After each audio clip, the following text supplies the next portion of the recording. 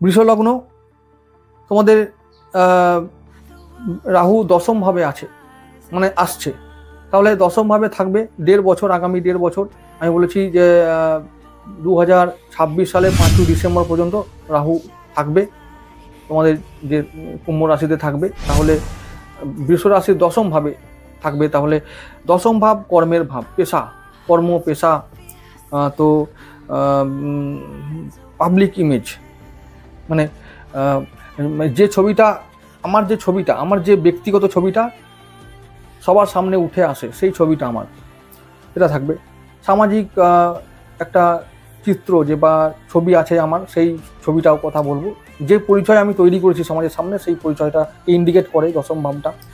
তো এবারে কি হবে এখানে, দশম ভাবে রাহু থাকা মানে হলো, রাহু যেখানে থাকবে সেই ভাবের কারকতাটা বাড়িয়ে তোলে, দ্বিগুণ বাড়িয়ে তোলে। তার মানে আমাদেরকে প্রচণ্ড কর্মব্যস্ত হয়ে উঠতে হবে, মানে এটা আমাদের হবেই, মানে কর্মব্যস্ত হয়ে পড়তে হবে, একাধিক কর্ম করতে হবে, একাধিক সোর্স অফ ইনকাম আসবে আমাদের,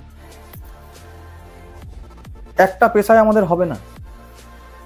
আর তারপরে এরকম অবস্থায় তৈরি হবে যে আমরা একটা পেশায় থাকতে পারবো না, অনেক সুযোগ সুবিধা আসবে যে এই কাজটা না করলেই নয়।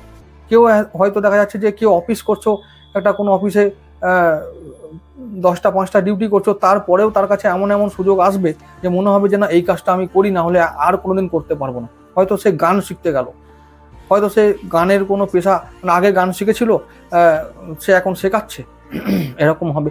একাধিক কর্ম তোমাদের করতে হবে এবং ঘুরে ঘুরে করতে হবে। কর্মের জন্য তোমাদেরকে যেতে হবে বাইরে, অনেক দূরে যেতে হবে। তবে হ্যাঁ, সমস্ত কাজে তোমাদের সাফল্য লাভ হবে, কারণ তোমাদের বৃষ রাশির বা বৃষ লগ্নের মিত্র গ্রহ হলো আমাদের রাহু।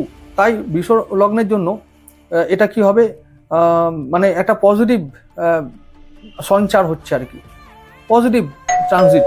তাহলে এখানে কি হবে, আমাদের লাভ হবে। যাই করবো না কেন কর্ম থেকে, কর্মটা আমাদের, কর্মের সাফল্য, কর্মে উন্নতি, নতুন কর্ম লাভ, পরিশ্রম দ্বিগুণ হবে, কিন্তু কর্ম আমাদের এমন জায়গায় নিয়ে যাবে যে কর্ম আমাদেরকে আয় দেবে, আমাদের পরিচয় দেবে, নাম যশ দেবে, সম্মান বাড়াবে।